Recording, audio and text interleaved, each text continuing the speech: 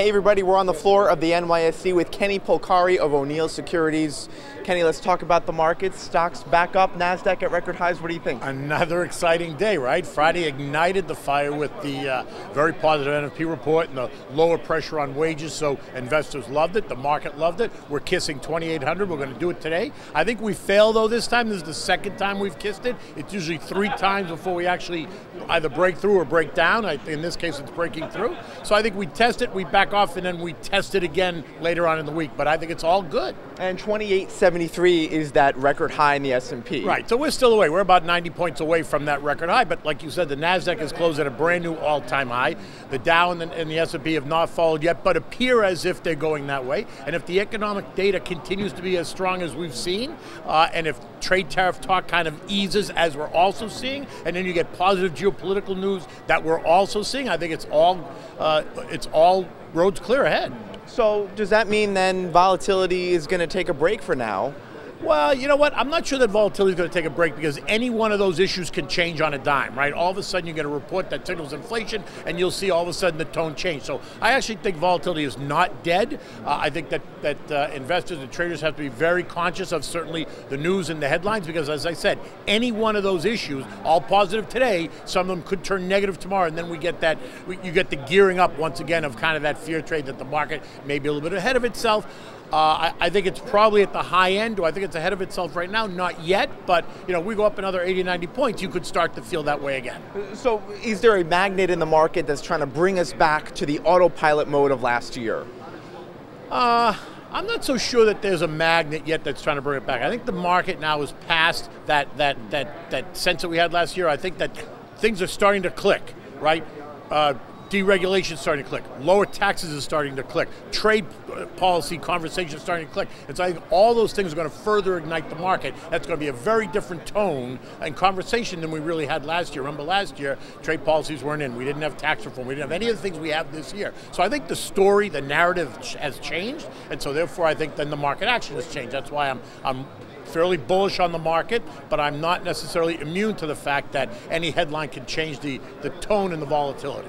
So any advice for investors in terms of where to put money to work? Well, I think it depends on who you are as an investor. You're a long-term investor, you're a short-term trader type. If you're a long-term investor, you got to look at, you know, with the market being at all-time highs, you got to look at sectors and specific names. Not this passive necessarily view, but more stock-specific, more actively managed, right? So you want to look at names within industries you like.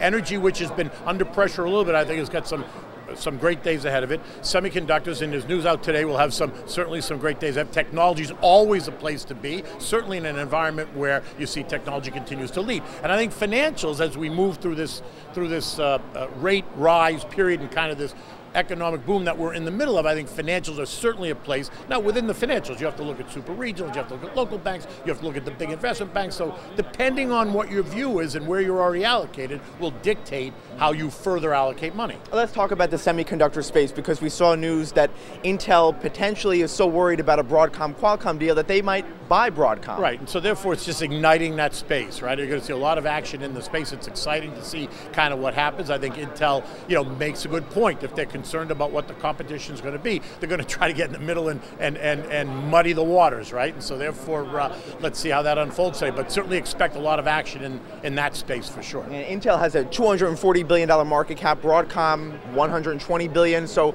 I don't think people realize how big of a company Intel is. Yeah, no, it's quite big, and so therefore it can play in the space. And the fact that it's even talking about, or there's talk about them wanting to kind of get in the middle of that trade, is going to create a lot of excitement. All right. Meanwhile, we had some news on Friday that Goldman Sachs CEO Lloyd Blankfein may step down. How does this potentially change your outlook on financials? It doesn't change my outlook on financials. Listen, Lloyd Blankfein is Lloyd Blankfein. Okay, he's been the CEO of Goldman. It's interesting, though, that rumor comes out at the same time that Gary Cohn, who was his replacement prior to Gary going into the White House, Gary's now resigned from the administration, leaves him wide open again, not suggesting that he's going to step into Lloyd's spot, but it's interesting that those two pieces of information came out in the same week, right? One way or the other, I don't think it really changes the overall sense or tone of what financials are going to do. You might have to look at Goldman and see who's going to step in its place. But look, Goldman is Goldman. Goldman is not run by one single person. Yes, Lloyd's at the top of it, but there's a lot of people along the way that continue to make Goldman the place that it is. And so I fully suspect that whoever, if it's true, and whoever steps into Blankfein's shoes is going to be somebody that certainly is well vetted and somebody that the industry appreciates and the industry will vote for. Well, these banking CEOs, though, have become rock stars. I mean, Blankfein now tweets. Yeah, right. I guess because they're following in Donnie's footsteps, right? Everyone now tweets. No, it is very interesting to see how, it has changed the world. But yes, they have been rock stars. They're very vocal.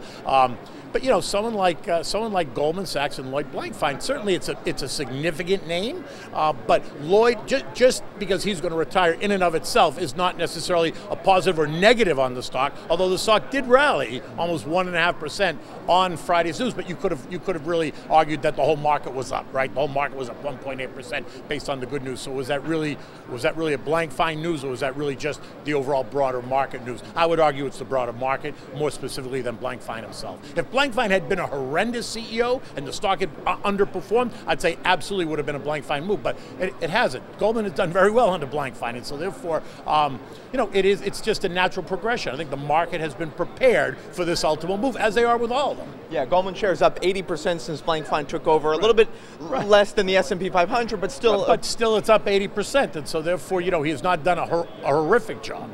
All right, Kenny Polcari, thank you so much as always. You're very welcome.